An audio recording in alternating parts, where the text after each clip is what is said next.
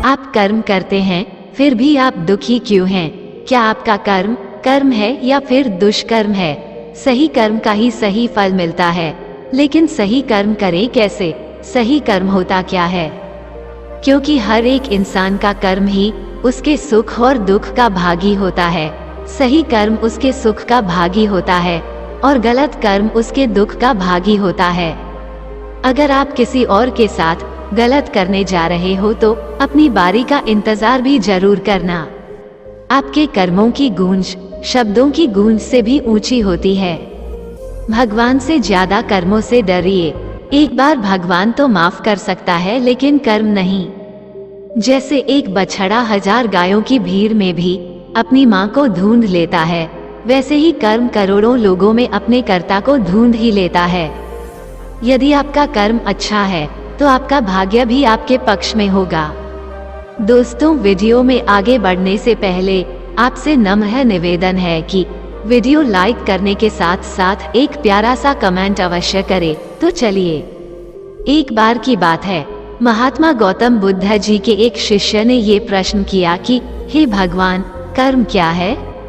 महात्मा गौतम बुद्ध जी मुस्कुराए और उन्होंने जवाब दिया, वत्स, मैं तुमको एक कहानी सुनाने जा रहा हूँ। इस कहानी के माध्यम से तुम सभी शिष्य ये समझ जाओगे कि कर्म क्या है। एक राजा था, वो अपने मंत्री के साथ देश का भ्रमण करने निकला। भ्रमण करते करते राजा और मंत्री एक बाजार में पहुंच गए। उस बाजार में राजा का ध्यान एक दुकानदार के ऊपर गया। उस दुकानदार को देखते ही राजा के मन में न जाने क्यों यह विचार आया कि मैं इस दुकानदार को कल फांसी की सजा दे दूं।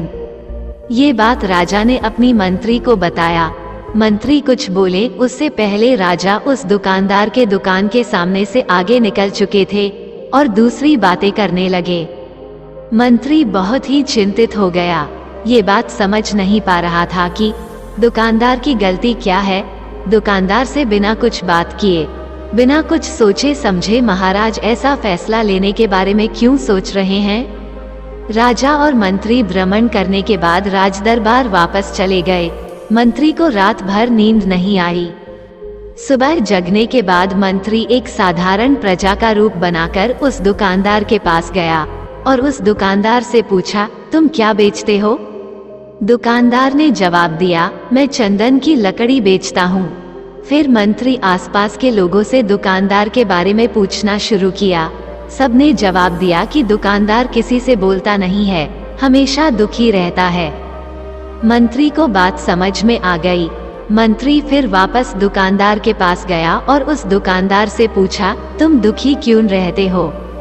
दुकानदार ने बताया, मैं दुखी इसलिए रहता हूँ क्योंकि मेरे दुकान पर लोग आते हैं, चंदन की लकड़ियाँ सूंघते हैं और बोलते हैं बहुत ही सुंदर है, बहुत ही अच्छी महक है, लेकिन कोई खरीदा नहीं है, इसलिए मैं बहुत दुखी रहता हूँ। मंत्री दुकानदार की बात सुनकर खुद भी भाव विभोर हो गया। कोई भी दुकानदार दुखी क्यों ना हो अगर उसके दुकान का कोई भी सामान खरीदा ना जाए, जबकि सामान में कोई कमी ना हो। मंत्री सोचने लगा कि ये दुकानदार अपने दुखों के वजह से इतना दुखी रहता है, परंतु राजा इस दुकानदार को फांसी पर क्यों लटकाना चाहते हैं? अर्थात राजा के मन में आए हुए विचार का उत्तर अभी तक मंत्री को नहीं मिला था। मंत्री ने फिर दुकानदार से पूछा, भाई तब तुम क्या करोगे अगर तुम्हारे दुकान की सारी चंदन की लकड़ियाँ ऐसे ही रखी की रखी रह जाएंगी तो? दुकानदार ने गुस्से भाव में बोला, हाँ मैं जानता हूँ, मेरी चंदन की लकड़ियाँ ऐसे ही रखी रह जाएंगी तो कोई नहीं खरीदेगा, इसलिए मैं सोचता हूँ कि हमारे देश का राजा जल्दी से मर जाए।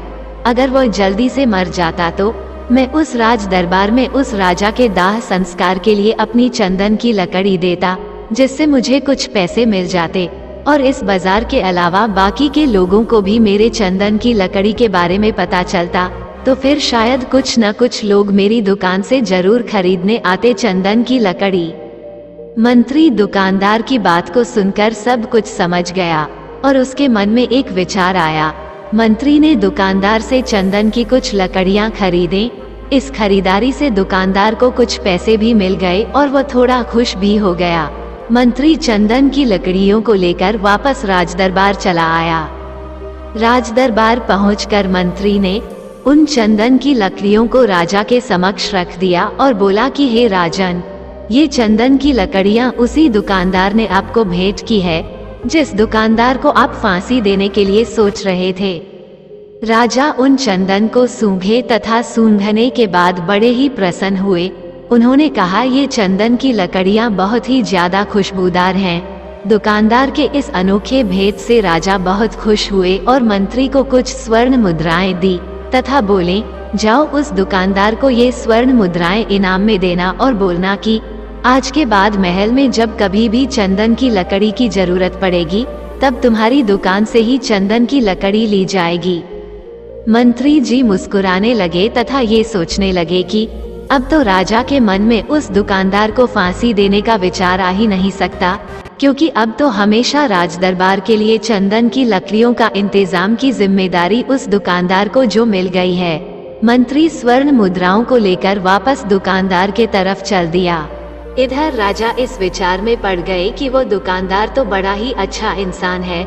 जिस वक्त मैं उसके बारे में ये सोच रहा था कि मैं इसको कल फांसी दे दूंगा, तब शायद उसके मन में उस समय यह विचार चल रहा था कि राजन पहली बार मेरे दुकान के सामने आए हैं, क्यों न मैं उनको अपनी सुंदर और खुशबूदार लकड़ियों को भेंट करूं। और आज उसने मुझे भेंट भी किया, बेवजह ही मैं उसको फांसी देने के बारे में सोच रहा था। इधर मंत्री दुकानदार के पास पहुंच गया। मंत्री ने राजा के द्वारा दी गई स्वर्ण मुद्राओं को दुकानदार को देते हुए कहा कि जिन चंदन की लकड़ी को कल मैं खरीद कर लेकर गया था, उन चंदन की लकड़ियों को राजा ने बहुत पसंद किया और इनाम के तौर पर तुमको ये कुछ स्वर्ण मुद्राएं दिए हैं। दुकानदार बहुत ही खुश होने लगा। साथ ही साथ मंत्री ने उस दुकानदार को ये भी बताया कि अब आज के बाद राज दरबार में जब कभी भी चंदन की लकड़ियों की जरूरत पड़ेगी तो सारी चंदन की लकड़ियां तुम्हारी दुकान से ली जाएगी। दुकानदार मंत्री की बात सुनकर बहुत ही खुश हो गया। मंत्री ने दुकानदार से पूछा, क्यों भाई, तुम तो राजा के बारे में इतना बुरा भला सोचते थे, लेकिन राजा देखो तुम्हारी कितनी चिंता करते हैं। राजा कितने अच्छे हैं। राजा अपनी प्रजा के बारे में कभी भी गलत नहीं सोचते हैं। दुकानदार मंत्री की बात से सहमत हो गया और बहुत दुखी हुआ। दुकानदार मंत्री से बोला, मैं कितना गलत सोचता था राजा के बारे में। राजा तो बड़े ही अच्छे हैं, बड़े ही भले राजा हैं। भगवान करे कि राजा की बहुत ही लंबी आयु हो। ये बात सुनकर मंत्री भी बहुत खुश हुआ। फिर मंत्री वहां से वापस राजदरबार को चला गया और यहीं पर महात्मा गौतम बुद्ध जी ने इस कहानी को समाप्त कर दिए। फिर अपने शिष्यों से उन्होंने पूछा कि अब बताओ कि कर्म क्या है। किसी शिष्य ने कहा कर्म बोले हुए शब्द है, किसी शिष्य ने कहा कर्म वाणी है, तो किसी ने कहा कर्म सोच है, तो किसी ने कहा कर्म भावना है, वगैरह वगैरह। अपने सारे शिष्यों का जवाब सुनने के बाद महात्मा गौतम बुद्ध जी ने बताया कि कर्म हर एक इंसान की खुद के विचार होते हैं। हमारे विचार जैसे रहेंगे हम वैसे ही कर्म करेंगे और उन्हीं विचारों के द्वारा की हुई कर्म हमारे सुख और दुख के लिए उत्तरदायी होंगे। अर्थात हमारे विचार अगर गलत है तो हमारे द्वारा की हुई कर्म भी गलत होगी तथा इसका परिणाम भी गलत निकलेगा। परिणाम स्वरूप हम दुखी रहेंगे। अगर हमारे विचार सही रहेंगे तो हम सही कर्म करेंगे, सही कर्म करेंगे तो फिर सही फल मिलेगा, जिससे हम सुखी रहेंगे। इस कहानी से हमने ये सीखा कि अगर हमारे विचार सही रहेंगे, निष्पाप रहेंगे, तो उन्हीं निष्पाप और सही सोच की वजह से ली गई हर फैसला सही होगा।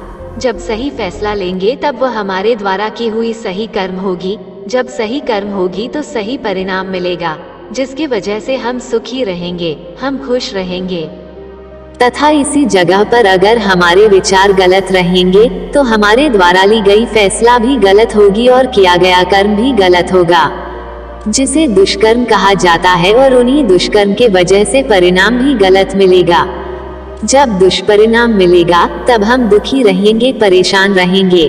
कर्म का मंत्र सही कर्म सुख देगा, दुष्कर्म दुख देगा। अगर आपको वीडियो अच्छी लगी हो तो हमें आपकी राय एक प्यारा सा कमेंट करके कमेंट बॉक्स में अवश्य बताएं। तो फिर मिलते हैं एक और नई वीडियो के साथ। धन्यवाद। अपना ख्याल रखिए और फूलों की तरह हमेशा मुस्कुराते रहिए।